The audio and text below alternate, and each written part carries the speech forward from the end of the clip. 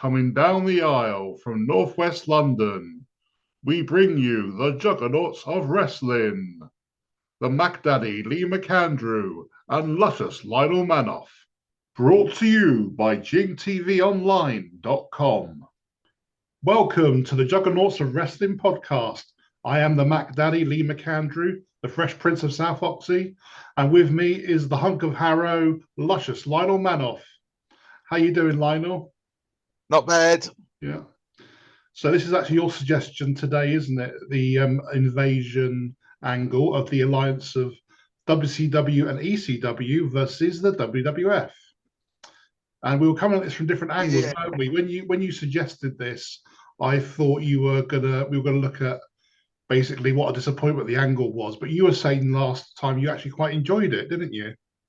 Yeah, that had the that Austin, when he comes out and destroys everyone, that's been acknowledged as one of the best ones when he came out at that time. And when Van Dam came out, knocked out Jericho and Angle one by one, each once someone else has got knocked down, another person from the other company come out, and like Big Show came out to Shane McMahon and punched Shane McMahon in the face with the chair. But the reaction was quite good because you had like each person from each thing hurting each other, and then next time someone else comes out from the opposite, so it's like WWE person hitting the WCW, and then after that WCW person it hits another.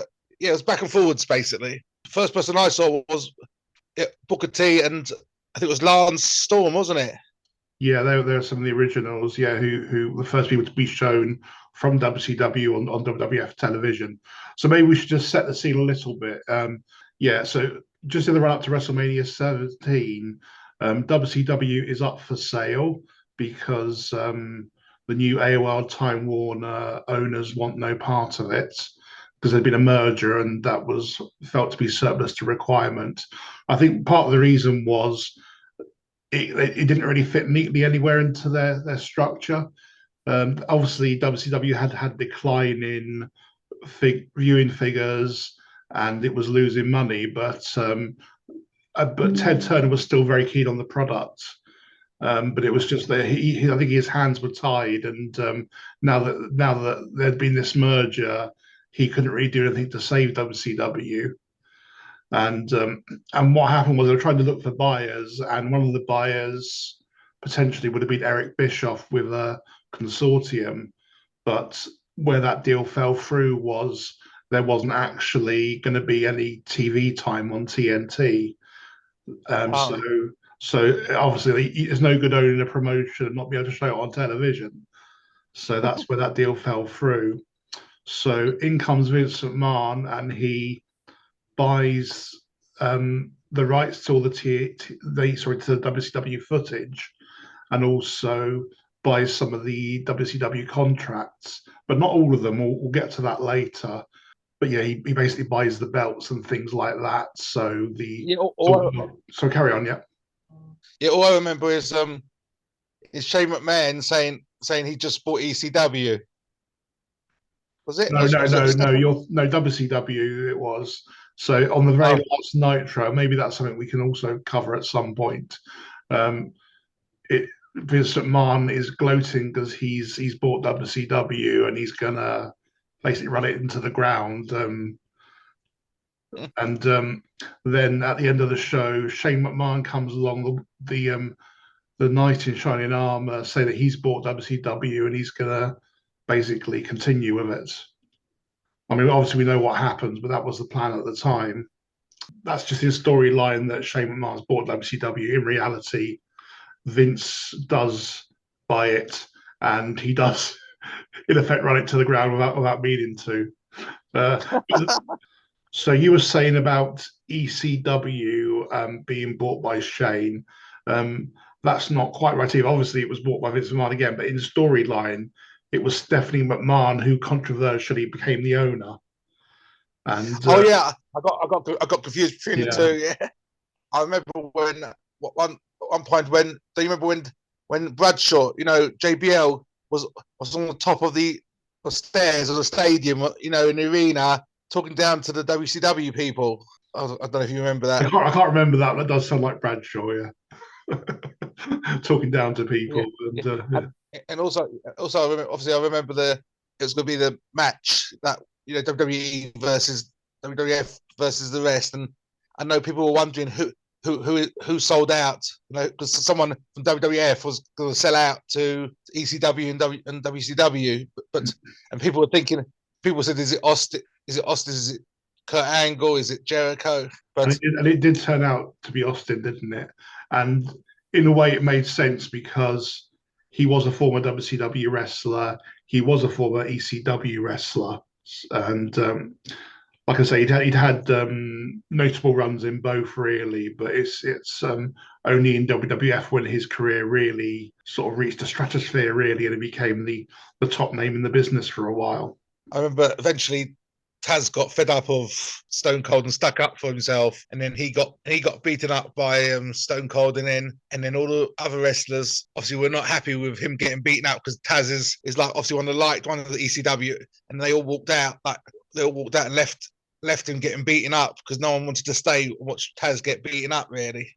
Yeah. I mean, one aspect of the whole invasion angle was because Steve Austin was obviously the top wrestler in the Alliance faction. He would often browbeat the other members of that faction and sort of basically tell them to pull their socks up. And that's what gave birth to the dreaded "What" chant, which worked really well for Steve Austin when he was berating them, but it still carries on to this day, and people use it to disrupt the wrestling program, and I absolutely hate it now. But in that context of that angle, it worked really well. Yeah, because I remember when one of the women said, female wrestlers or whatever, said, when everyone's saying "what," said, "Are you gone deaf or something?" But now it's even everyone says "what." That's going to be forever. That's never going to go. And it's a shame, really. It just feels like it's a way to just hijack the program and just ruin people's enjoyment, really. It's like everyone's saying "Usi" now. That's a bit different, though. I mean, because that's not heckling, is it? It's just that's fan participation. But the "what" chant just feels like heckling, constant heckling, and they use it on baby faces and heels. Anyone, it just you can't stop. How can you stop all the fans doing that? I mean, not quite the same thing, but one of my favorite movies is the Rocky Horror Picture Show, and it is actually my favorite all-time movie. And that didn't actually do very well to begin with as a movie, but how it became famous was that people would go to the cinema, like I think students, university students, people like that would go along. They shout out rude things at the screen, and that's how in the end it became a cult sensation. But the only thing is, it's kind of difficult for me because I really hate it when people do that. Even at the live shows of Rocky Horror, I've seen live performances. People shout at the performers, and it really annoys me. But I have to acknowledge that that's what made Rocky Horror famous. So I can't moan too much, really. It's like it's like saying when Owen Hart used to come out saying "Nugget." Yeah, but that was different though. That was that he was a heel, and people were heckling him as a heel. They weren't heckling sort of against the product. They were heckling with it, if that makes sense. Yeah, you're right. He was a heel, and they were treating him as a heel. So that works in that circumstance. Although actually, while we're on that subject, this was something I was going to bring up. One of the first pay-per-views, it was the first pay-per-view of the invasion angle, was the pay-per-view called Invasion, and it was matches of the WCW and ECW wrestlers versus WWF wrestlers. And they were keeping a scorecard of which side won each match, weren't they? And what happened in that event was X-Pac took on Billy Kidman. X-Pac was like in the WWF's light heavyweight division, and Billy Kidman was in WCW's cruiserweight division, and they had a match together. And even though the fans were supposed to be on WWF's side, they were still shouting, "X-Pac sucks, X-Pac sucks." This wasn't the reaction that people were necessarily expecting for X-Pac, even though he was a WWF wrestler and the fans were supposed to cheer him. they were still shouting X-Pac sucks. And that created the term called X-Pac heat, where you get a wrestler who's being booed for the wrong reasons in people's minds. But I always thought that was a bit unfair on X-Pac, because obviously I'm a fan of his work, but I just thought he's a heel, and now all of a sudden you expected him to be a baby face without properly turning him. No wonder people are gonna jeer him. I just think he was just a really good heel, and that's why they continue to boo him, even though he was against WCW. I mean, because Billy Kidman's not really much of a heel, is he? He's sort of a clean-cut baby face. So yeah, I wasn't very into Billy Kidman when he was in WWE. So I know he was in there. I know he did some cruiserweight, WWE cruiserweight, but I wasn't a lover of. There were some WCW wrestlers I liked, and some I obviously didn't. Yeah, I think the thing with Billy Kidman is he was an amazing worker, but there wasn't much in the way of personality that was shown on screen, and as a result, he never really fully connected with the fans. I don't think, not in a major way anyway. I mean, in WCW, they actually had him. They tried to do something with him there. I think under the Vince Russo regime, and they actually made him beat Hulk Hogan once. So they did try some things with him, but like I say, I just think the personality wasn't there really. Mind you, maybe it was just an on-screen thing, because he must be doing something right, because he actually married Stacy Keibler, so he must have some charm about him. They're divorced now, but I think they're still good friends. She mentioned him in her Hall of Fame speech. And then you had RVD, where he got cheers. Very loud cheers, yeah. I mean, that's it. I mean, even though I still maintain the invasion angle was a disappointment, it wasn't all bad. There were some good things to come out of it, and that's one of those things. Is RVD returning to WWF and making a big name for himself, as a WWF wrestler, because he had one stint before. I don't know if you remember that. They had some like WWF ECW crossover, but previously, at the start of their working relationship, RVD did actually wrestle some matches, and that's where he got the name Mr. Monday Night, because he was a heel, and it was to annoy the ECW fans that he was wrestling on WWF TV, because some of them saw WWF as the enemy.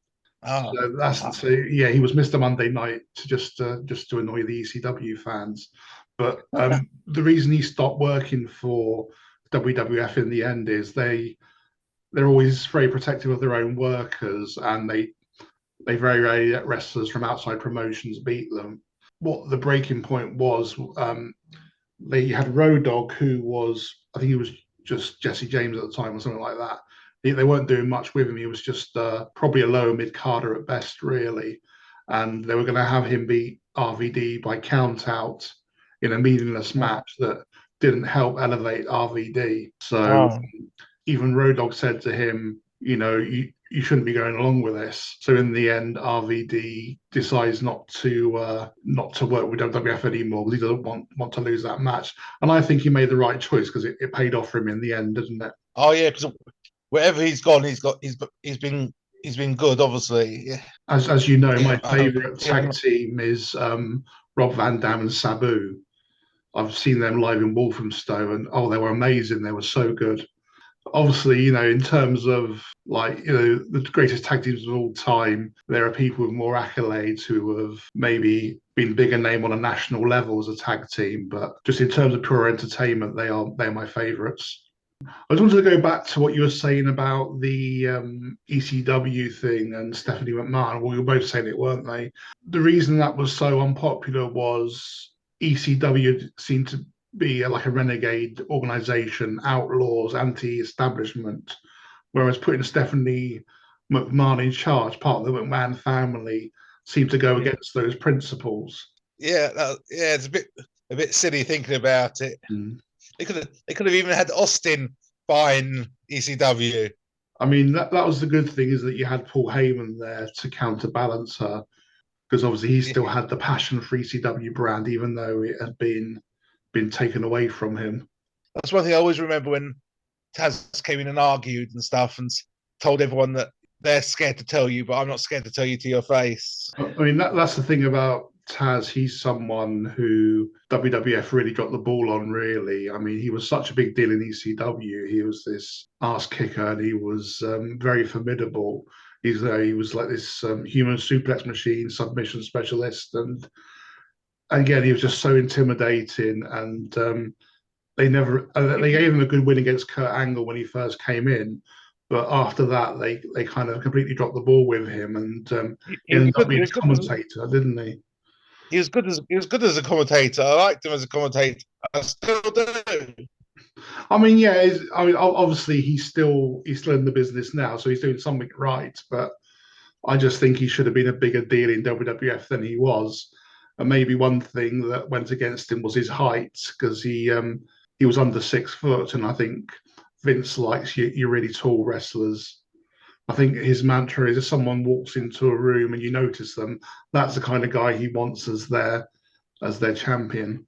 As you said, some storylines you think more about, you concentrate more on than you do on others. Others you just, as you said, just take it as face value and just. But with certain wrestlers, you like Bray Wyatt makes you think because the way he does his storylines, I mean, I think that's maybe where I differ from the typical Wrestling Observer type fan, because I'm wearing a Bray Wyatt T-shirt here. I'm a massive Bray Wyatt fan, but like I say, even though I normally like the more technical side of wrestling, and Bray's maybe not the best in ring performer, but he's a great character. I do also appreciate the character side as well. I think you need to have some kind of combination of both, really, because they were saying about Billy Kidman earlier, weren't we, about amazing worker, but just didn't really get over with the fans in a meaningful way,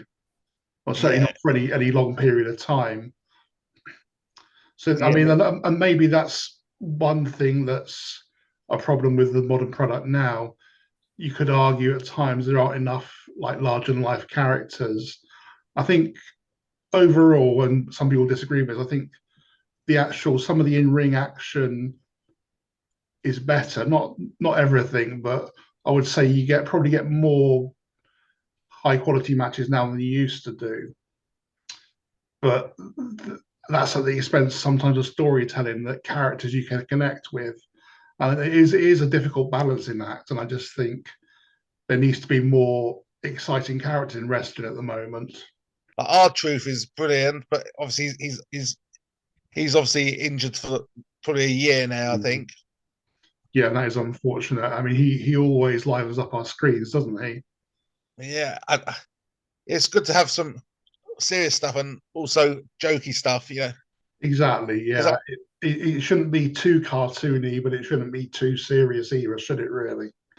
Anyway, we're going to take a break now, and I'm going to hand you over to Cecil now for an announcement, and we will see you in a minute. Hello, my name is Cecil. I am a stand-up comedian, but at the moment I am sitting down. That's a joke. If you want to hear more jokes, then check me out at jingtvonline.com. You can also search for Jing TV Online on TikTok, on Instagram, on Twitter, a number of places really. So please come and join me and have lots and lots of laughs. Ha ha ha. Okay, so we just returned from a short break, and one of the things I wanted to say to you, Lionel, was about the original plans for WCW after WWF had brought it. So the original plan was to have WCW as a separate brand to WWF. So it wasn't originally like an invasion angle. It was going to be like one show would be WWF, the other show would be WCW. So I think it's most likely that SmackDown would have been made a WCW show. And there would have been some crossover matches every now and then, but for the most part, they would have been separate brands. But the only problem with that was that there wasn't much interest from networks to have a WCW show, especially because a lot of their major stars were still under contract AOL, Time Warner, so they weren't actually WCW employees, the big stars. They were under contract to Time Warner, and therefore their contracts were not transferable. So one or two workers actually bought their contracts out. The most notable being DDP, and also on that documentary we watched recently, it said Booker T as well, which I didn't know about. But yeah, a lot of the big stars weren't going to be available from WCW, so that was one of the issues going against them, really. So as there was no WCW show, the idea was to do that invasion angle instead. Like I say, one of the criticisms people have about the whole angle is there weren't enough major WCW stars to make it work. So it was a lot of WCW mid carders and lower mid carders. There were some exceptions. Obviously, Booker T was the world champion going in, and obviously DDP was a former world champion and a big deal in WCW. But yeah, but they weren't WCW wrestlers; they were ECW wrestlers.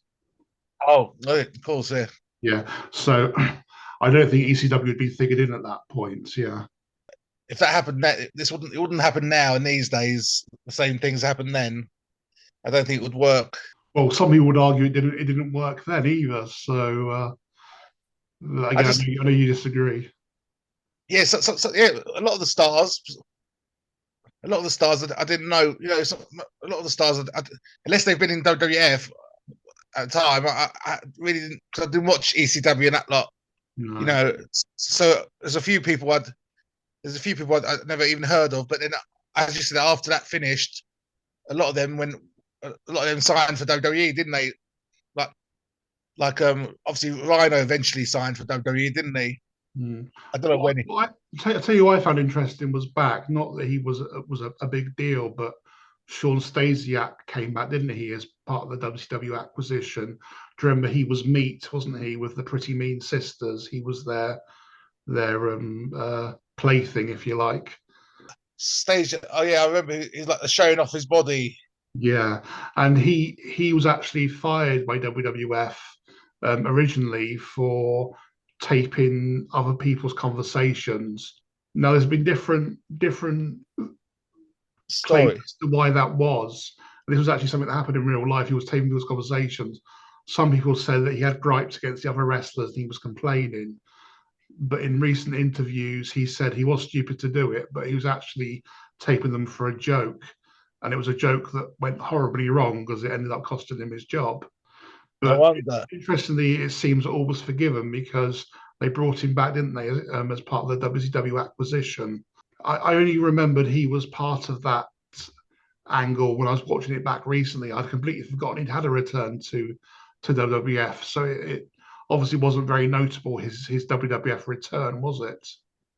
No, but he was probably one of the matches. You know, now I fast forward some.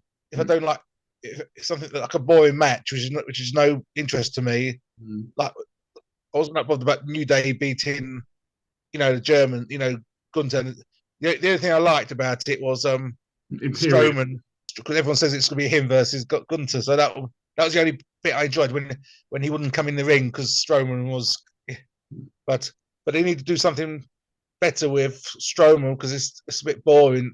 It's a bit better than it was when he was fighting Shane McMahon, but I miss the way he was before. When he was with Bray and all that. That's it. I don't mean to be horrible about Braun Strowman, but he's not a wrestler I find particularly entertaining. I think, like you, I enjoyed him most as part of the Bray Wyatt family. Yeah, we love the Wyatt family, don't we? It's not so much his wrestling skills. It's more his storytelling. Exactly. I think a strong personality people can connect with covers a multitude of sins in terms of their in-ring ability. Yeah, and obviously I saw that video with singing the song to Steve Austin, and make Lillian Garcia sing it, and then in the end Stephanie started singing it, and it was so pathetic because it's like watching Austin as if it didn't suit him. So people might not know what we're talking about, but one of my the angle was them singing to him, "You are the wind beneath our ring." They sung it to Steve Austin as a tribute, the Alliance, and I share that video with Lionel because it's one of my enduring memories, and it did actually amuse me, even though it is a little bit silly, but it's just And Stephanie McMahon's singing was she but does have a talent, Stephanie McMahon, but singing's not one of them. Deborah eventually got stressed out with him and got annoyed with him and hit the tray of cookies on the floor. But I don't know if that's to do with the invasion bit or Austin getting too bossy. I'm not sure about that, but I can tell you a bit of background with her bringing in the cookies. That was actually making fun of DDP in real life, because I think when he came in, he'd actually brought in cookies for people to ingratiate himself with his new WWF colleagues. But with DDP, he did actually, fair play to him. He did actually, like I say, get out of a lucrative contract just so he could be back in the ring. And WWF, and they didn't really do much with him. You could argue possibly there was his personality was maybe a bit too strong at times for the WWF locker room, because I think one of the first things he did when he came in, he hugged Vince McMahon very tightly, and people thought that was a bit too over familiar. And also I've heard tales of him writing some notes for the Undertaker for their match, and Undertaker rips them up, behind the scenes. So I like that storyline with it turned out to be him, the stalker of the Undertaker's wife. When they revealed him, the reaction was amazing, but then they killed the story after that by making him look weak. They brought him in as the stalker of Undertaker's then wife Sarah, and they made him look really menacing to start with. And if they stayed down that path, then I think he could have been a bigger deal in that promotion. But in the end, they actually have him in a match against Undertaker's wife Sarah, who's not a wrestler, and he loses to Sarah, and that was just ridiculous. I mean, talk about burying someone as they come in. There was just unfortunately, everyone's got their favourite stars, but I feel that they were going against their own best interests by not giving DDP a more significant platform. If they'd really pushed him hard and really got behind him, then I think it would have benefited them in the long run, because he's that kind of character that, if put correctly, he could easily get over with the WWF fans. I know when I saw bits of his performance at WCW, a lot of times he was the face, wasn't he? Baby face. He switched from heel to face to heel quite a few times, but he was a big name against the NWO in the WCW and NWO angle, and and that's where he really came to prominence. But what I was also wanted to talk about was, again, with WWF buying out WCW contracts, they had an option on signing all of the wrestlers that weren't contracted to Time Warner, that were contracted to WCW. There were some wrestlers they did bring over, and there were some that they didn't.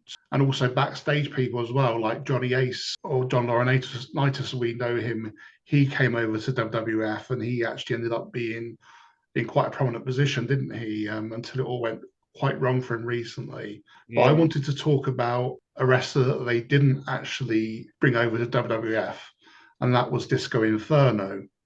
He would have done. He would have been good. I think some people are very negative about Disco Inferno's career, but I think what he did worked really well. He was all right. He was a bit more on the comedy side of things, but he was a good wrestler, and he did put on some entertaining matches, not just from a comedy perspective, but in terms of wrestling fundamentals. He knew those, and like I say, he connected with the WCW crowds.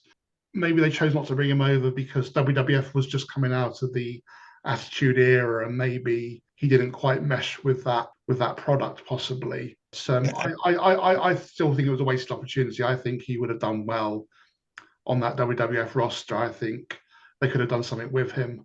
Yeah, it's like some people, they leave WWE, do better, and then they come back. It's like Mark Cardona. He's improved since he left WWE, and apparently there's all rumors that he's coming back, and he said and he gave a little hint saying that saying what he's won in WWE and saying something will be next. But basically trying to give you a little clue that he's not finished with WWE yet, as if to say that. But again, I think Matt Cardona stroke Zack Ryder could have been a bigger deal in WWF if again they'd got behind him. If he comes back, he'll be a bit better than he was when he, a bit higher than he was when he left. That's debatable. I think you and I know about what he's done in other promotions, so for us, yeah, it's a bigger deal him returning. But I think there are fans, and you've been guilty of this in the past, that they only know WWF and WWE. They don't know what's beyond that. So anything someone does in another promotion, in their minds, doesn't count. Because after WWE, I watch AEW and Impact. I've seen some of his matches with Chelsea Green, being with him, his wife. I mean, I'm a big Matt Cardona, Zack Ryder fan. So again, I would like to see him back if he was used correctly.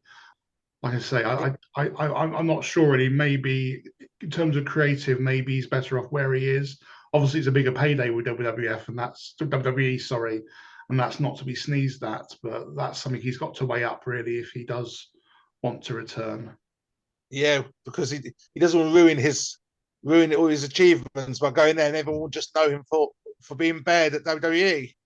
Well, I think what it is, it could potentially derail his momentum, couldn't it? Really, how he got over Zack Ryder stroke Matt Cardona was he actually had an internet show on YouTube, and he actually got a load of new fans as a result of that show because he was so entertaining in that. It has been said that Vince McMahon doesn't like people getting over on their own. They should only get over if it's part of the WWE machine. And obviously he did it independently of that. So some people have said that Vince McMahon was petty-minded and punished people for that. But the invasion did give other wrestlers a chance to fight people they haven't fought before. There is that, yeah. It is some new opponents, isn't it? And you get some fresh matches you've never seen before. And having people like Lance Storm in the promotion can only be a good thing. I mean, Lance Storm's someone who isn't charismatic, but he makes a gimmick out of it. He makes something entertaining out of that. He's like, if I can be serious for a minute, he makes being this sort of dour heel as part of his act, and people certainly in WCW for a while really connected with that. It was a very entertaining gimmick, but again, he's someone who also WWF didn't really use to the best of his ability, really. There's probably other wrestlers that I haven't actually. I'm trying to think who else. I want to talk about Buff Bagwell.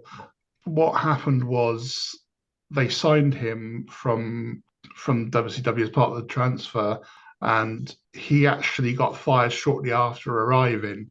There was a match he had against Booker T for the world title, and it was very badly received, I think, by the fans in attendance and by people watching elsewhere. And he'd also, I think, had some kind of backstage fight quite recently as well. So yeah, not long after that, he got his marching orders, which is a shame, really, because he was another name in WCW. He was a very significant mid-carder, and he was featured prominently on their program. NWO, he was a member at one point, wasn't he? He was, yeah, and he was. He had a lot of association with Scott Steiner, who was a big deal also in WCW at the time. Obviously now he's got, thanks to DDP, he's got better with his his drug addiction and stuff. Mm. Yeah, that's the thing. He's had substance abuse issues. It's well documented, and thanks to DDP, he's now battling that. I think it's an ongoing battle. So I think some days are better than others, but it's just good that he's trying to turn his life around, really, isn't it? I think he deserves respect for that, really. I can't remember. All I remember him is WCW, even though I didn't watch it as much. Yeah, he wasn't there for long, really, and it is a shame. You do think, what if things had been different and they'd given him another chance, really? I think he could have turned it around. one thing I did actually enjoy about the invasion angle was Kurt Angle versus Steve Austin, and Kurt being the lead babyface. I quite like the whole Milkamania thing where he sprayed them with that milk hose. Oh yeah, yes, yeah. As soon as you said that, I remember. Oh yeah, that was brilliant. But what I like about Kurt Angle was, as a heel, he'd kind of been this overly wholesome wrestler who was so over the top that he was a heel, but they actually managed to make that work as a babyface character as well, like this overly wholesome babyface who kind of people sort of, saw the funny side of it when they went with it, really. That's why everyone used the "you suck" when he was a heel, and when he's a face, they used the "you suck." Yeah, Edge created that. he's embraced it, hasn't he, Kurt Angle? It's Thanks to Edge. yeah. Okay, we're going to take another break now and hand you over to Cecil, but we will be back in a couple of minutes. Hello, my name is Cecil. I am a stand-up comedian, but at the moment I am sitting down. That's a joke. If you want to hear more jokes, then check me out at jingtvonline.com. You can also search for Jing TV Online on TikTok, on Instagram, on Twitter, a number of places really. So please come and join me and have lots and lots of laughs. Ha ha ha. Okay, so we're back from another break, and just wanted to make a final few points before we wrap this up. What I wanted to say, Lionel, was that, like I say, some of the names that didn't come over because they were contracted to Time Warner were people like Ric Flair, Goldberg, Sting, Kevin Nash, Scott Hall, all significant names. I'm not sure what Hogan's status was at the time, but I'd imagine he was still legally bad in some ways. He had actually parted ways with WCW over some controversy with Vince Russo, which maybe we'll cover at another time. But all these people were still couldn't come to WWF unless they bought out their contracts, and that would have meant them losing some money because WWF wouldn't have paid them what they were earning in WCW. And you can argue that maybe that's part of WCW's downfall. They were paying these people too much money.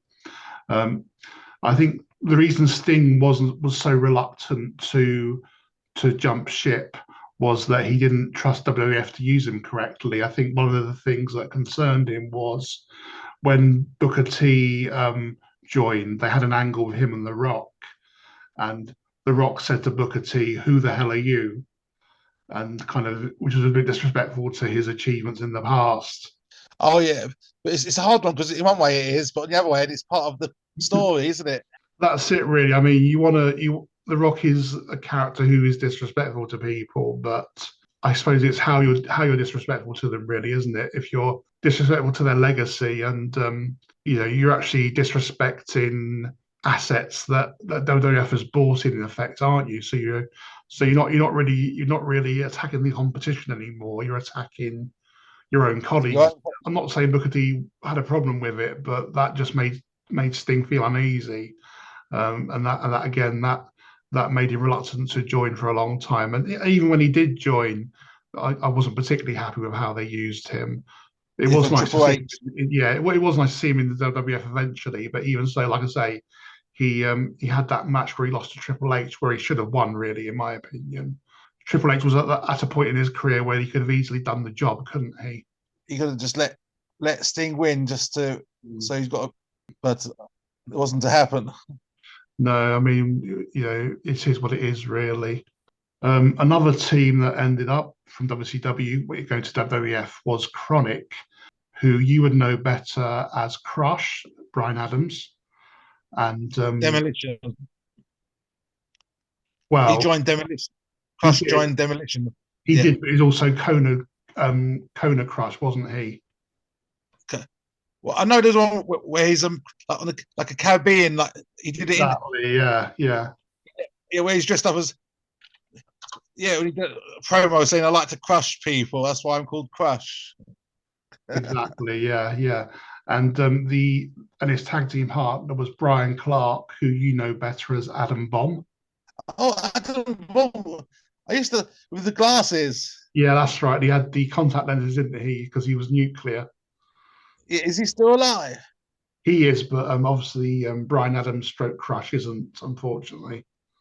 Because apparently Crush was best friends with the Undertaker, I think.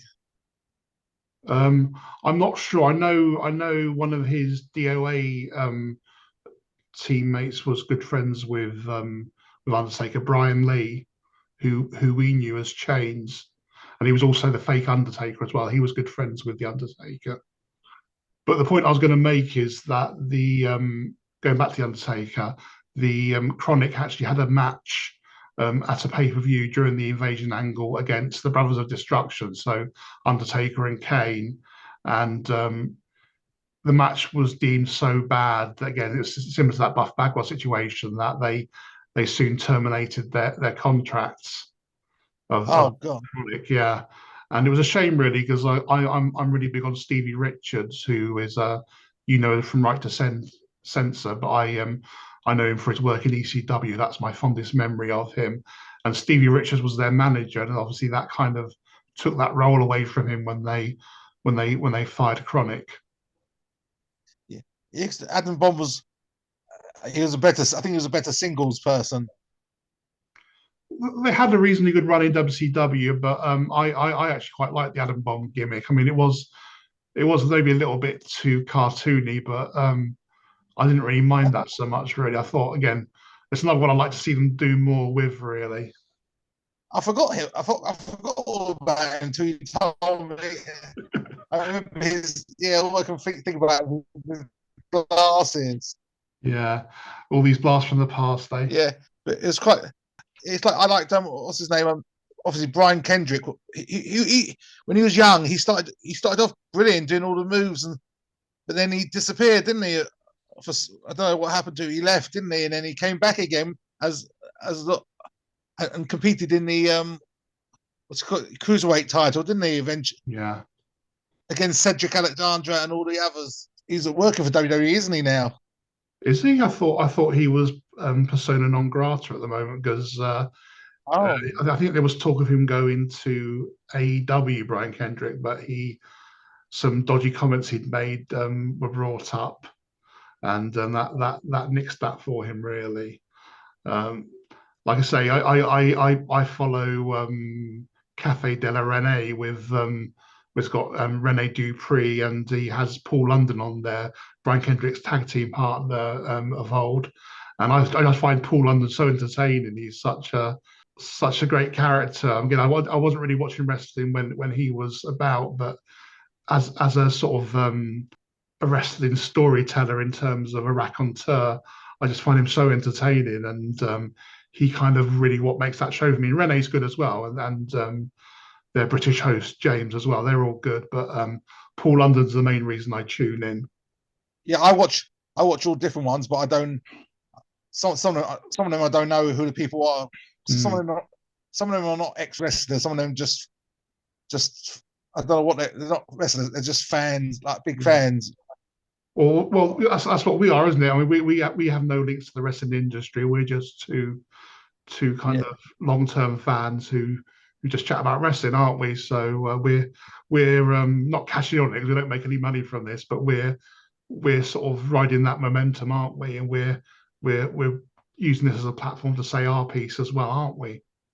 What I also wanted to talk about was how the angle ended, the invasion angle, because what I didn't like is in the end, at some point after the Kurt Angle Steve Austin feud finishes, Kurt himself defects and joins the Alliance, doesn't he? And that was maybe again another made it look stupid, didn't it? Yeah, it was another evidence of the Angle sort of not really working, having him on that side, because he had no links to WCW. He did actually flirt with coming to ECW at one point, but there was this controversial angle that put him off going there. What happened was, I think he was in attendance for one of ECW's events, and he was making an appearance there. But they had this angle where Raven put this crown of thorns on the Sandman, as you know, sort of reminiscent of Jesus. And it was a crown of barbed wire on Sandman's head. And Kurt Angle was so offended by that, and I think some of the fans were as well, that they religious one.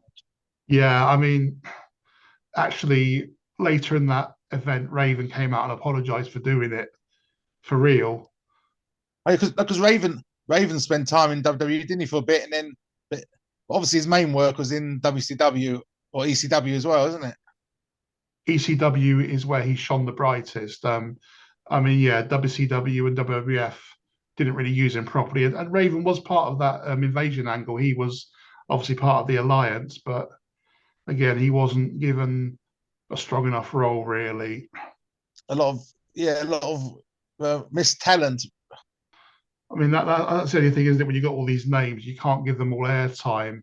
I mean, I still think they could have done more with Raven, but there was a lot of people there. You know, like I say, Lance Storm, going back to him again, he's a real asset if you use him correctly. But maybe not your world champion, but he could have been a very strong mid-carder. I'm sure he wasn't he? I know he was tag team champion and European champion, was he? You could argue, though, at those times, those belts had been devalued by how WWF was booking them. I mean, I think Lance Storm is an amazing talent, and you know, if you use how he is to, you know, as part of the angle, use it to good effect, that it can come across as very entertaining. Because I liked his pro Canada stuff in WCW. That was probably the highlight for me of the times I've been watching him. And he could have easily have joined Bret Hart in that time when Bret Hart was doing the pro Canada, you know. But he wasn't a WWF employee at the time, was he? That Bret Hart was doing the pro Canada stuff. So yeah, of course. Yeah, of course, he would have fitted in quite nicely with that if he'd been under contract, but he wasn't. So it's a moot point, really. But yeah, what happened was, in the end, that they decided to wrap the angle up, the invasion angle. I think it ran from March to November of 2001, and it ended at the 2001 Survivor Series. And there was a match where whichever team won, then they would survive and the other brand would go away. So if WWF won, then WCW, ECW would be no more. If WCW and ECW won, then WWF would be no more. And that's not going to happen. Exactly, yeah. And this is the thing, WWF had been booked very strongly all the way throughout. So I mean, WCW and ECW didn't look very strong in the build up to it. A lot of the time, their wrestlers didn't get the wins they needed to look like a real threat. And yeah, Team WWF wins, but Angle, who defected to the Alliance, actually turns on them in the match, and that helps WWF win. So he fakes joining them and then helps WWE win. I think so. I mean, sort of almost who cares at that point? It just got so ridiculous. Some of it was good, you know. Some people like some more of it than others, but I liked because you get to see other people that some people I've never seen before, you know. And the good thing about it was, even though they didn't really use Booker T that well to begin with, he did end up becoming a big deal for them, didn't he? So it all worked out for him in the end. And also, obviously, Terry Funk and Mick Foley were good, you know, and he was in WWE because he was in ECW, wasn't it? Yeah, but they weren't really part of the Alliance, were they? I think they weren't booked as part. I mean, Mick Foley was definitely Team WWF. Yeah, there's no way they're going to turn him against WWE. Well, I suppose they could have done, because he had been in WCW and ECW, but I think he was just so beloved by the WWF fans, it made sense to keep him on that side, really, didn't it? So yeah, I mean, they're the people who came out well of it. It was Booker T and Rob Van Dam. Maybe Booker T didn't come out well of it originally, but eventually he kind of proved himself enough to them that they made a big deal out of him. and quite rightly so, in my opinion.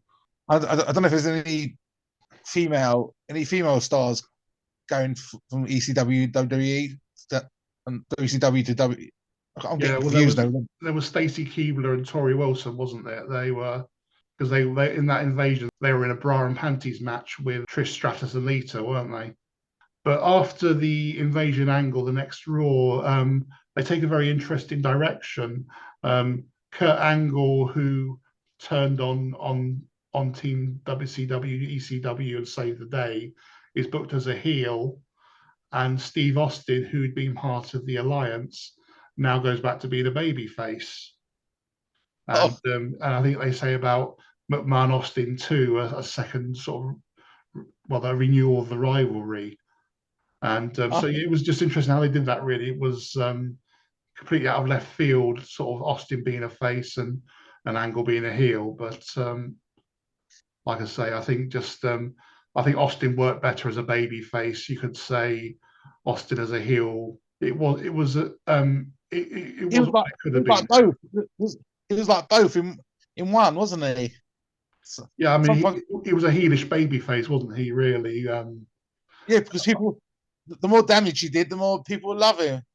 Yeah, and I think there were fans who like him already, but I mean, he'd actually turned heel before the invasion angle, hasn't he? And WrestleMania 17 was when he turned heel, not long after WWF bought WCW.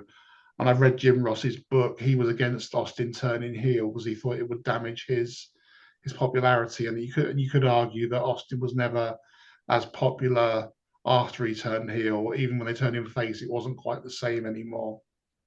Anyway, Lionel, you're in pitch darkness now. Do you want to turn the light on? Oh yeah.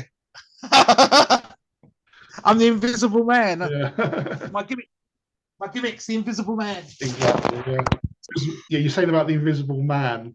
That was actually a gimmick in one wrestling promotion quite recently. I can't remember which one now, but they had it where this Invisible Man was attacking people, and the wrestlers had to pretend he'd attack them and fall over.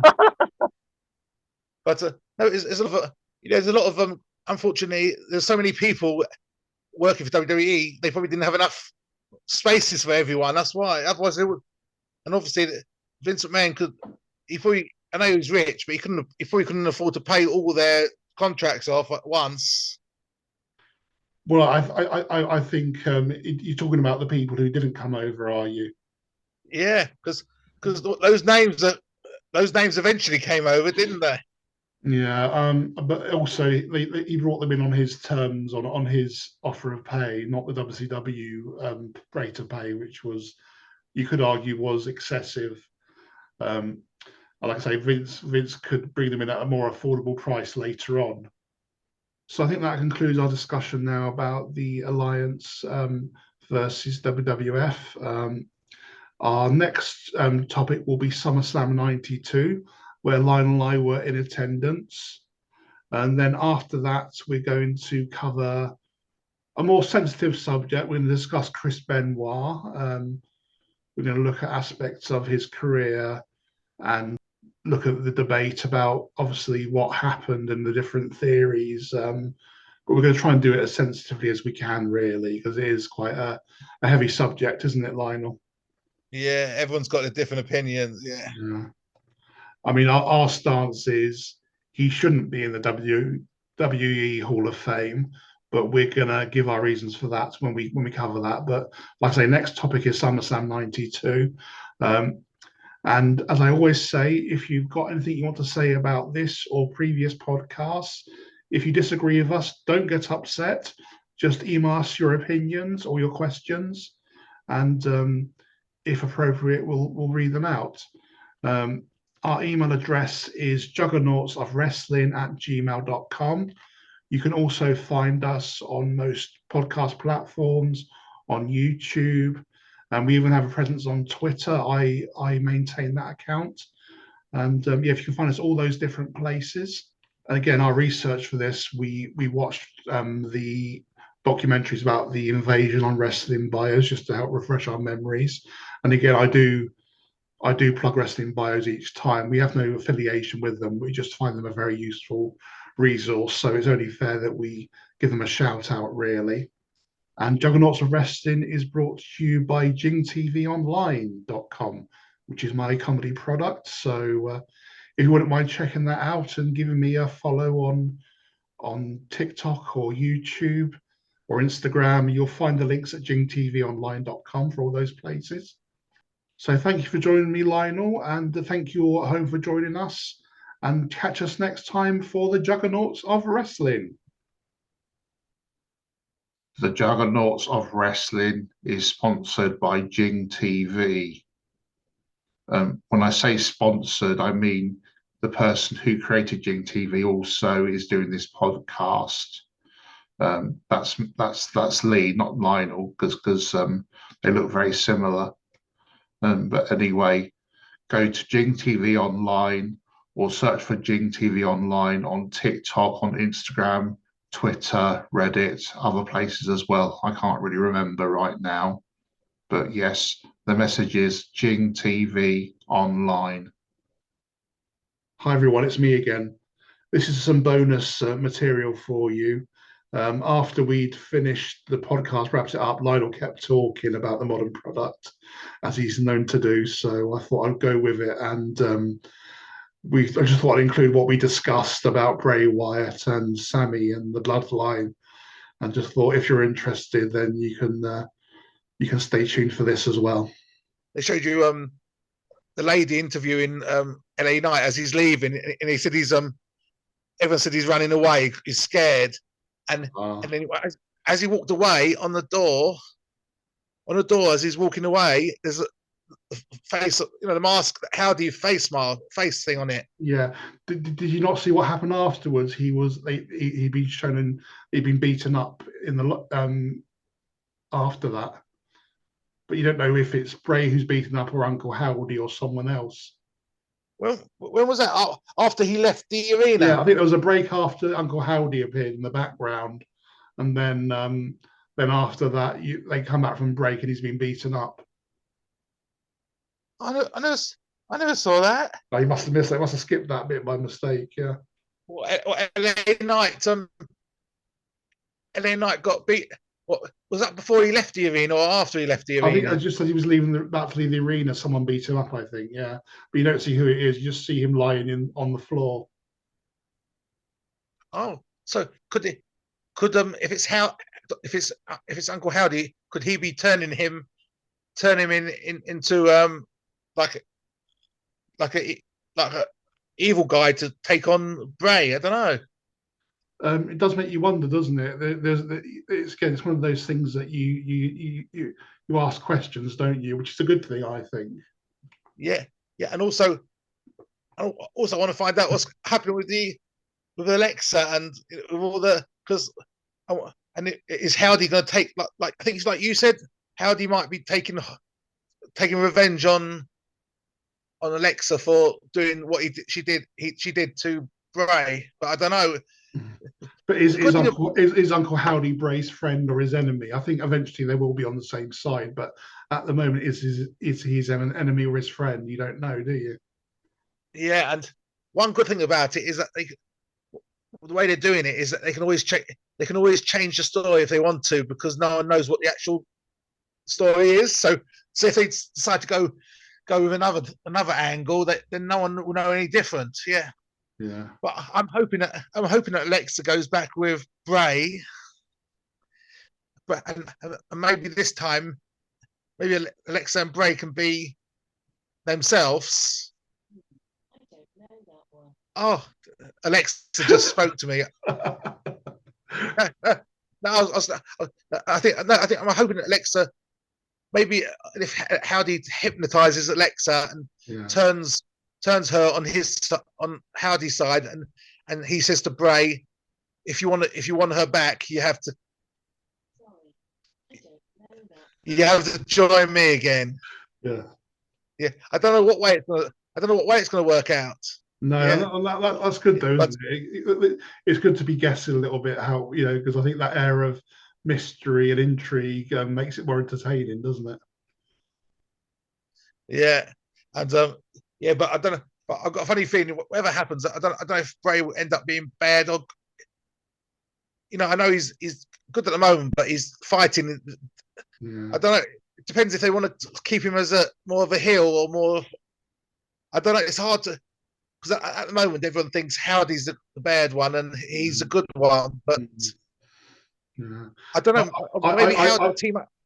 I think that, like I said to you before, I think it would be good if Bray is a baby face who's fighting his darker side. I think that would be good, having that inner struggle where he wants to be good, he doesn't want to hurt people, but then something snaps in him and he ends up hurting them, and he feels bad about it afterwards. I think that's quite a good storyline.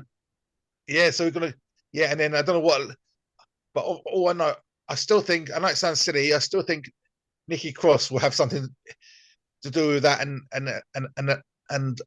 obviously elect her, and but I don't know, but maybe definitely 100% elect. She's got something to do with it, but I don't know what way. Yeah, but I don't know if Bo Dallas is going to come back. Yeah, at the moment, Bo Dallas seems to be the most likely person for Uncle Howdy, doesn't he? But they've deliberately made Uncle Howdy look like Barry Windham, who is Bray's real life uncle, haven't they? Yeah, because in an interview I saw, it shows you Bo Dallas said he's interested in, you know, it's not the last you've seen of me in wrestling. Yeah, so that's good. That's a bit of an obvious thing. I think it's as obvious as, it's like someone said about Kevin Owens today. They said it was predictable, but it was still fun to see. That's right, yeah. But Kevin, it was nice when Sheamus said, "You're going to crap your Uzi," but I think, but now I've confirmed, I'm 90, not 100%, but 90% sure that Owens and Sammy will eventually align with each other. Maybe I don't know how it's going to happen, but maybe, you know, I thought at the beginning, I thought everyone would beat up Jay and chuck him out, but now I think maybe he needs to beat Owens in the Survivor Series, and he chickens out on it because he doesn't want to hurt Owens, and then the bloodline turn on him, and then I don't know. It'll be interesting, but I know Owens and Sammy will definitely be on the same. I reckon they're going to take tag team titles from the Usos, hopefully, eventually.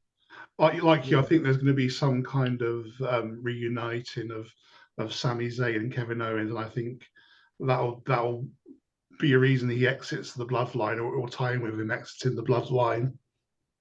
Yeah, and it's good that, obviously, I think maybe it's Sheamus that is going to take the titles from Roman. Maybe, I don't know. I don't think so. I think they're going to take the title off him at WrestleMania, but I think it will probably be Cody, but we'll see. Really, I don't think it'll be The Rock. I think if The Rock faces Roman, The Rock will lose, in my opinion. But yeah, so all right, I'll let you go then. All right then, bye. Bye, mate.